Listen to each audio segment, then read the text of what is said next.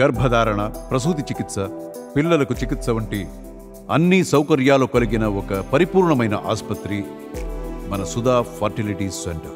సుదీర్ఘకాలం నుంచి ప్రభుత్వ ఉద్యోగుల ముఖ్యమైనటువంటి డిమాండ్ ఏంటి అంటే వారికి ప్రస్తుతం నడుస్తున్నటువంటి సిపిఎస్ని రద్దు చేయటం, కాంట్రిబ్యూటరీ పెన్షన్ స్కీమ్ని రద్దు చేయాలి, పాత పెన్షన్ విధానం ఓల్డ్ పెన్షన్ స్కీమ్ని అమలుపరచాలి అనేది ఈ ప్రభుత్వ ఉద్యోగులు కోరుతున్నటువంటి ముఖ్యమైనటువంటి డిమాండ్. 2019 ఎన్నికలకు ముందు ఇదే హామీతోటి జగన్మోహన్ రెడ్డి ఉద్యోగుల వద్దకు వెళ్ళటం, ఓల్డ్ పెన్షన్ స్కీమ్ని తీసుకువస్తాను అని చెప్పి వాళ్లకు మాట ఇవ్వటం. సో ఫలితంగా ఉద్యోగులందరూ కూడా అప్పట్లో జగన్మోహన్ రెడ్డికి సపోర్ట్ చేయడం జరిగింది. అయితే అధికారంలోకి వచ్చిన తర్వాత ఓల్డ్ పెన్షన్ విధానం తీసుకురావటం సాధ్యం కాదని దాని ప్లేస్లో ఒక కొత్త పెన్షన్ విధానం తీసుకొస్తామని చెప్తూ జీపీఎస్ని తెర మీదకు తీసుకొచ్చారు. అదే గ్యారంటీడ్ పెన్షన్ స్కీమ్. దీని కింద ఏంటి అంటే ఏ ప్రభుత్వ ఉద్యోగి అయినా సరే రిటైర్ అయ్యే టైంకి తన శాలరీ ఎంత ఉంటుందో, జాయిన్ అయినప్పుడు 10,000 ఉందనుకుందాం, రిటైర్ అయ్యే టైంకి 60,000 ఉందనుకుందాం, చివరి జీతం ఎంతైతే ఉంటుందో దాంట్లో 50% వాళ్ళకి పెన్షన్గా వచ్చేలాగా చూస్తాము అని చెప్పి అప్పట్లో హామీ ఇవ్వటం జరిగింది. అదే జీపీఎస్కి సంబంధించి జీవో కూడా తీసుకురావటం జరిగింది. సో అంటే 30,000 రూపాయల పెన్షన్ వస్తుంది, 60,000 చివరి జీతం అనుకుంటే. సో అయితే దీన్ని వ్యతిరేకించడం కూడా జరిగింది. మరలా 2024 సార్వత్రిక ఎన్నికల సమయంలో కూటమి పాత పెన్షన్ విధానాన్ని తీసుకొస్తామని లేదా జీపీఎస్ని రద్దు చేసి మెరుగైనటువంటి పెన్షన్ విధానాన్ని తీసుకొస్తామని చెప్పారు. అయితే ఇప్పుడు పరిస్థితి ఎలా తయారైంది అంటే కేంద్ర ప్రభుత్వం ఒక కొత్త నిర్ణయం తీసుకోవటం జరిగింది. ఈ కొత్త నిర్ణయం ఏంటి అంటే ప్రస్తుతం ఉన్నటువంటి సిపిఎస్ని రద్దు చేసి దీని స్థానంలో కేంద్ర ప్రభుత్వ ఉద్యోగుల కోసం, అంటే ఆల్ ఇండియా సర్వీసెస్ ఎంప్లాయీస్ ఎవరైతే ఉంటారో వాళ్ళు, అలాగే కేంద్ర ప్రభుత్వ సంస్థల ఉద్యోగులు, రైల్వే కావచ్చు, పోస్టల్ డిపార్ట్మెంట్ కావచ్చు, వీళ్ళందరూ కూడా సెంట్రల్ గవర్నమెంట్ ఉద్యోగులే. IAS, IPS, IRS, IFS, railway department, అలానే పోస్టల్ డిపార్ట్మెంట్, వీళ్ళంతా కూడా సెంట్రల్ గవర్నమెంట్ ఎంప్లాయీసే అవుతారు. ఈ కేంద్ర ప్రభుత్వ ఉద్యోగుల కోసం యూపీఎస్ని తీసుకురాబోతుంది. అదే యూనిఫైడ్ పెన్షన్ స్కీమ్. ఇదేంటి అంటే ఏదైతే జగన్మోహన్ రెడ్డి ఇక్కడ జీపీఎస్ పేరుతో అమలు చేయాలని ప్రయత్నించారో చివరి జీతంలో 50% వాళ్ళకి పెన్షన్లా వచ్చేలాగా దీన్నే కేంద్ర ప్రభుత్వ ఉద్యోగులకు అమలుపరచాలి అని చెప్పి మోదీ సర్కార్ భావించడం జరిగింది. ఈ విధానం ఏదో బాగుంది అని చెప్పి దీన్ని ఎన్నికల సమయంలో ఉపయోగించుకోవచ్చు అనేటువంటి ఒక ఆలోచనతోటి ప్రస్తుత మహారాష్ట్ర సర్కార్ మహారాష్ట్ర ప్రభుత్వ ఉద్యోగులకు, అంటే మహారాష్ట్ర స్టేట్ గవర్నమెంట్ ఉద్యోగులకు కూడా దీన్ని అమలు చేయడానికి ప్రయత్నాలు అయితే చేపట్టింది. ఈ ఏడాది నుంచే ఇవి అమల్లోకి రాబోతున్నాయి అని చెప్పింది. ప్రయోగాత్మకంగా యూపీఎస్ని మహారాష్ట్రలో రాష్ట్ర ప్రభుత్వ ఉద్యోగులకు అమలు చేయబోతున్నారు. మరి దీని ఫలితాలు ఏ విధంగా ఉంటాయి అనేది చూడాలి. వైఎస్ఆర్ కాంగ్రెస్ పార్టీ నేత డేవిడ్ రాజు మృతి చెందటంతో తెలుగుదేశం పార్టీ నేత గొట్టిపాటి రవి సంతాపం తెలియజేశారు. ఆయన డేవిడ్ రాజు హఠాన్ మరణం చాలా దిగ్భ్రాంతికి గురి చేసింది అని చెప్పి గొట్టిపాటి రవి వ్యాఖ్యానించడం జరిగింది. డేవిడ్ రాజు గతంలో 1999లో టీడీపీ పార్టీతోటే తన రాజకీయ ప్రస్థానం మొదలైంది. 1999లో ఆయన అప్పుడు ఎమ్మెల్యేగా గెలుపొందడం జరిగింది. ఆ తర్వాత వైఎస్ఆర్ కాంగ్రెస్ పార్టీ పెట్టినప్పటి నుంచి ఆయన వైసీపీలోకి వెళ్ళిపోవటం జరిగింది. మరలా తిరిగి 2017లో టీడీపీలోకి రావడం జరిగింది. 2019లో టికెట్ ఆశించి టికెట్ ఇవ్వనటువంటి నేపథ్యంలో మరలా తిరిగి వైసీపీలోకి వెళ్ళిపోవటం జరిగింది. ఆ తర్వాత 2024 ఎన్నికల్లో టీడీపీలోకి రావాలని ఎంతగా ప్రయత్నించినప్పటికీ కూడా చంద్రబాబుతో పలు దఫాలుగా చర్చలు జరిపినప్పటికీ కూడా సఫలం కాకపోవడంతో ఆయన వైసీపీలోనే కొనసాగుతూ వచ్చారు, టీడీపీలోకి రాలేకపోయారు. అయితే ఆయన మృతి చెందటం నిజంగా చాలా బాధాకరమని, ఆయన హఠాన్ మరణం చాలా దిగ్భ్రాంతికి గురి చేసింది అని చెప్పి ప్రస్తుత మంత్రి గొట్టిపాటి రవి వ్యాఖ్యానించడం జరిగింది. వైఎస్ఆర్ కాంగ్రెస్ పార్టీకి సార్వత్రిక ఎన్నికల ఫలితాల తర్వాత వరుస దెబ్బలు తగులుతూ ఉన్నాయి. మాజీ ఎమ్మెల్యేలు పక్క పార్టీలు మారి టీడీపీ జనసేనకు వెళ్ళిపోతుంటే మరొక పక్క జడ్పీటీసీలు, జడ్పీ చైర్మన్లు, కార్పొరేటర్లు, కౌన్సిలర్లు కూడా పార్టీ వీడుతున్నటువంటి పరిస్థితి. ఇటీవల మాచర్ల నియోజకవర్గంలో మాచర్ల మున్సిపాలిటీకి చెందినటువంటి పలువురు వార్డు మెంబర్లు, అలానే మున్సిపల్ చైర్పర్సన్ చైర్పర్సన్ రాజీనామా చేశారనుకోండి, ముఖ్యంగా కౌన్సిలర్లంతా కూడా టీడీపీలో చేరినటువంటి నేపథ్యంలో మాచర్ల మున్సిపాలిటీ పూర్తిగా టీడీపీ వశమైనటువంటి పరిస్థితి. ఇప్పుడు ఏలూరు వంతు వచ్చింది. ఏలూరు నగరపాలక సంస్థ మేయర్ నూర్జహాన్ ఆమె భర్త టీడీపీలో చేరబోతున్నట్లు సమాచారం. ఈ నెల 27వ తేదీ అంటే రేపు ఉదయం మంత్రి నారా లోకేష్ ఆధ్వర్యంలో వాళ్ళు టీడీపీ కండవా కప్పుకోబోతున్నారనేది సమాచారం. వీళ్ళు గతంలో కూడా టీడీపీ తరపున ఉన్నటువంటి వ్యక్తులే. గతంలో టీడీపీ తరపున పోటీ చేసి అప్పట్లో టీడీపీ తరపున ఏలూరు నగర మేయర్గా నూర్జహాన్ పనిచేయటం జరిగింది. ఆ తర్వాత వీళ్ళు వైసీపీలోకి మారారు. వైసీపీలోకి మారి 2019 తర్వాత వైసీపీ తరపున పోటీ చేసి మరలా అదే నగర మేయర్ స్థానాన్ని వీళ్ళు కైవసం చేసుకున్నటువంటి పరిస్థితి. మళ్ళీ తిరిగి సొంత పార్టీలోకి రాబోతున్నారు. వీరితో పాటుగా రేపు 30 మంది కార్పొరేటర్లు కూడా టీడీపీలో చేరబోతున్నారనేది సమాచారం. దీంతో ఏలూరు నగరపాలక సంస్థ కూడా పూర్తిగా వైసీపీ చేజారిపోబోతుంది అనేది ప్రస్తుతం ఉన్నటువంటి పరిస్థితి. వీళ్ళతో పాటుగా ఆల్రెడీ ఇప్పటికే ఏలూరుకి సంబంధించినటువంటి ఇన్ఛార్జ్ ఆళ్ల నాని పదవికి రాజీనామా చేయడంతో ఏలూరులో వైసీపీకి గట్టి దెబ్బ తగిలింది. ఇప్పుడు నగర మేయర్ అలాగే కార్పొరేటర్లు 30 మంది ఒకేసారి పార్టీని వీడటం కూడా వైసీపీకి పెద్ద దెబ్బ అని చెప్పుకోవాలి. చింతపండు నవీన్ అలియాస్ తీన్మార్ మల్లన్న QTVకి చెందినటువంటి ప్రతినిధి. సో ఈయన గురించి పెద్దగా పరిచయం అవసరం లేదు. అప్పట్లో కేసీఆర్ అధికారంలో ఉన్నటువంటి సమయంలో కేసీఆర్ని ఒక రకంగా కాకుండా అన్ని రకాలుగా ఆయనకి సంబంధించి ఉదయం లేస్తేనే మీడియాలో ఆయన QTV ఛానల్లో ఏకి పారేసినటువంటి వ్యక్తి. ప్రస్తుతం ఇతను ఎమ్మెల్సీగా పనిచేస్తున్నటువంటి పరిస్థితి. ఈయన నిన్న ఒక కార్యక్రమంలో పాల్గొన్నటువంటి సందర్భంలో చేసినటువంటి వ్యాఖ్యలు ఒక్కసారి పరిశీలించినట్లయితే 42% బీసీలకు రిజర్వేషన్ అమలు చేస్తామని రాహుల్ గాంధీ మాట ఇవ్వటం జరిగిందని, దాన్ని ప్రస్తుత ప్రభుత్వం ఏమాత్రం కూడా అమలు చేసేటువంటి దిశగా అడుగులు వేయట్లేదని, బీసీలకు కేవలం 9 కోట్ల రూపాయల నిధులే బడ్జెట్లో ప్రకటించడం జరిగిందని, ఇక కుల సంఘాలకు 50 కోట్ల రూపాయలు బిచ్చం వేసినట్లు వేయటం జరిగిందని, సో ఇలాంటి పరిస్థితులు మారాలని బీసీల ప్రభుత్వం తెలంగాణలో రాబోతుందని, ఒకవేళ బీసీలకు రిజర్వేషన్లు అమలు చెయ్యకపోతే దీనికి సంబంధించి ఉద్యమిస్తామని చెప్పి ఖచ్చితంగా ప్రభుత్వాన్ని స్తంభింపజేస్తామని చెప్పి ఆయన ప్రకటించడం జరిగింది.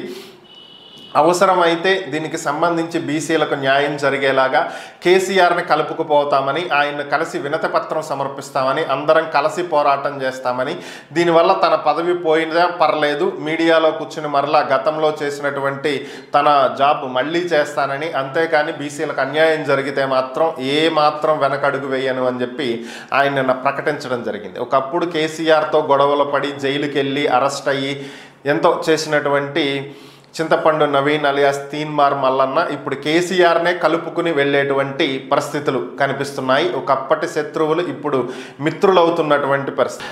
ఎన్నికలలో విజయం సాధించిన తర్వాత విద్యాశాఖను మాత్రం తీసుకోవద్దు అని చెప్పి ఎంతమంది చెప్పినా కూడా నారా లోకేష్ వినకుండా విద్యాశాఖను తీసుకున్నారని, దాన్ని ఒక ఛాలెంజ్గా తీసుకుని దాంట్లో ఉన్నటువంటి సమస్యలను పరిష్కరించడానికి ఆయన ప్రయత్నం చేస్తున్నారని, అయితే ప్రభుత్వం ఏర్పడి 2 నెలలు దాటిపోయినప్పటికీ కూడా ఇంకా సమస్యలు పరిష్కారం కావట్లేదని ఉపాధ్యాయులు ఉపాధ్యాయ సంఘాలు గగ్గోలు పెడుతున్నటువంటి నేపథ్యంలో కొంత సమయం కావాలని, రాష్ట్రంలో ఎన్నో సమస్యలు ఉన్నాయని, ఒక్కసారి మీరు సచివాలయానికి వచ్చి చూస్తే చంద్రబాబు ఎన్ని సమస్యల మీద చర్చిస్తున్నారో, ఎన్ని సమస్యలను పరిష్కరించేటువంటి ప్రయత్నం చేస్తున్నారనేది తెలిసేటువంటి అవకాశం ఉంటుందని, కాబట్టి కొంత సంయమనం పాటించాలని, జీవో 117తో పాటుగా ఇతర సమస్యలను కూడా పరిష్కరించి తీరుతామని ఉపాధ్యాయులు ఉపాధ్యాయ సంఘాలు కొంత ప్రభుత్వానికి సపోర్ట్ చేస్తూ మరికొంత సమయం కేటాయించాలి అని చెప్పి కేంద్ర మంత్రి రామ్మోహన్ నాయుడు వ్యాఖ్యానించడం జరిగింది.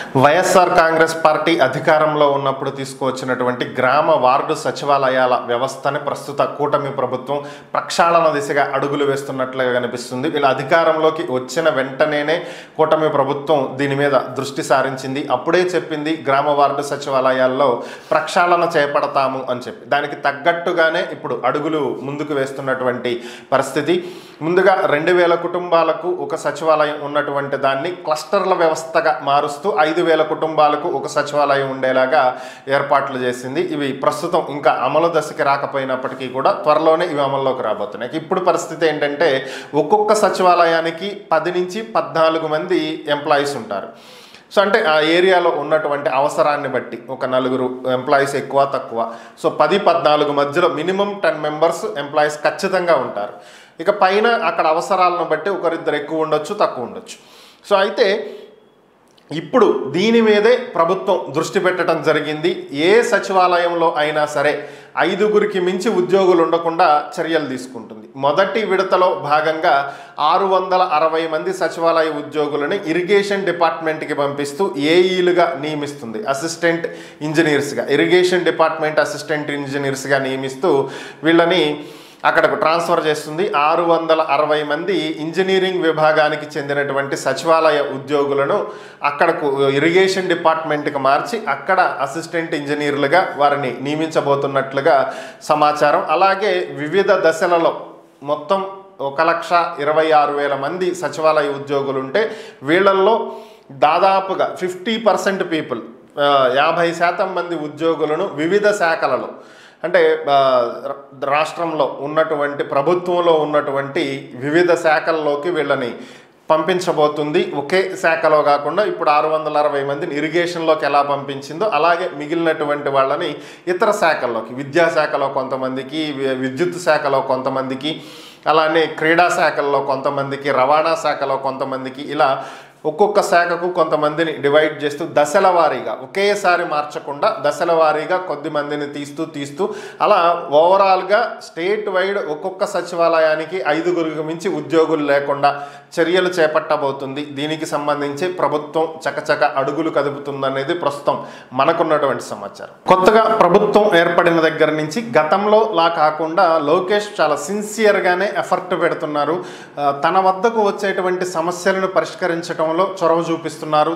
సంబంధిత శాఖల అధికారులకు దానికి సంబంధించిన సమస్యలకు సంబంధించినటువంటి సమగ్ర సమాచారాన్ని పంపించడమే కాకుండా అవి త్వరితగతిన పూర్తయ్యేటువంటి ప్రయత్నాలు చేపడుతున్నారు. వాటికి సంబంధించి వర్క్ స్టేటస్ ఎంతవరకు వచ్చిందనేది కూడా అడిగి తెలుసుకుంటున్నట్లుగా సమాచారం. ఇంతే కాకుండా మరొక అంశం చెప్పుకోవాల్సింది ఏంటి అంటే, గతంలో మనం ఎప్పుడు విన్నా కూడా ట్విట్టర్లో ఎవరైనా సరే ఇది సమస్య అని ట్వీట్ చేస్తే, అంటే సామాజిక మాధ్యమాలు సోషల్ మీడియాలో ఎవరైనా సరే ట్వీట్ చేస్తే వెంటనే రెస్పాండ్ అయ్యేటువంటి ఒక నేత ఎవరున్నారు అంటే కేటీఆర్ పేరు ఫస్ట్ వినిపించేది. ఎందుకంటే తెలంగాణలో బీఆర్ఎస్ అధికారంలో ఉన్నటువంటి సమయంలో కేటీఆర్ ఎవరైనా సరే ట్విట్టర్ వేదికగా ఇది సమస్య అని పెడితే వెంటనే ఆయన స్పందించేవాళ్ళు. ఆ సంబంధిత శాఖ అధికారులకు ఆయన వెంటనే సమాచారం ఇవ్వటం కానీ దాన్ని పరిష్కరించేటువంటి ప్రయత్నం చేయటం కానీ ఇలాంటివి జరుగుతూ ఉండేవి. ఆ స్టేటస్ మళ్ళా రీపోస్ట్ చేస్తూ ఉండేవాళ్ళు. ఇప్పుడు అదే పద్ధతిని లోకేష్ ఫాలో అవుతున్నట్లుగా తెలుస్తుంది. మొన్న రీసెంట్గా గుంటూరు జిల్లా తాడేపల్లికి చెందినటువంటి ఒక వ్యక్తి ఫారెన్లో చనిపోయినటువంటి నేపథ్యంలో అతని మృతదేహాన్ని భారత్కు తీసుకువచ్చేదానికి సహాయం చేయాలి అని చెప్పి అతని బంధువులు ట్వీట్ చేసినటువంటి నేపథ్యంలో దీనికి వెంటనే స్పందించినటువంటి లోకేష్ ఎన్ఆర్ఐ టీడీపీ దీన్ని హ్యాండిల్ చేస్తుందని, సహాయం చేస్తుందని వారిని కన్సల్ట్ అవ్వాల్సిందిగా చెప్పడమే కాకుండా ఎన్ఆర్ఐ టీడీపీకి కూడా సమాచారం ఇచ్చి ఆ మృతదేహాన్ని భారత్కు రప్పించేటువంటి ప్రయత్నం చేశారు. అలాగే ఖమ్మం జిల్లాలో సుదీర్ఘకాలంగా పార్టీనే నమ్ముకుని ఉండి 42 ఏళ్ల నుంచి పార్టీని టీడీపీనే నమ్ముకుని ఉన్నటువంటి ఒక కుటుంబం తమకు హాస్పిటల్లో సహాయం కావాలి అని చెప్పి ట్వీట్ చేసిన వెంటనే వారికి కూడా సహాయం అందిస్తామని చెప్పడమే కాకుండా అధికారులకు దానికి సంబంధించి ఆదేశాలు కూడా ఇవ్వడం జరిగింది. ఇలా ఎవరైనా సరే ట్విట్టర్ వేదికగా, ఎక్స్ వేదికగా ఆయనకు పోస్టులు పెట్టినా సరే, ట్వీట్ పెట్టినా సరే వాటికి కూడా వెంటనే స్పందిస్తున్నారు. ఆ సంబంధిత శాఖ అధికారులకు ఆదేశాలు ఇస్తున్నారు. పలానా ఈ పని చేయాలి, ఆ పని చేయాలి అని చెప్పి అందరికీ తెలియజేస్తున్నటువంటి పరిస్థితి. ప్రస్తుతం తెలంగాణ మొత్తాన్ని వణికిస్తున్నటువంటి వ్యవస్థ హైడ్రా. ఇది రేవంత్ రెడ్డి ప్రత్యేకంగా తీసుకొచ్చినటువంటి వ్యవస్థ. హైదరాబాద్ వ్యాప్తంగా ఎక్కడెక్కడైతే నాలాలను కబ్జా చేసి బిల్డింగులు కట్టారో, చెరువుల్ని పూడ్చి చేసి బిల్డింగులు కట్టారో, ఎక్కడైతే ఆక్రమణలు జరిగినాయో, ఎక్కడైతే ప్రభుత్వ భూములను కబ్జాలు చేసి బిల్డింగులు కట్టడం జరిగిందో వీటన్నింటినీ కూడా సమూలంగా కూల్చివేస్తున్నటువంటి పరిస్థితి.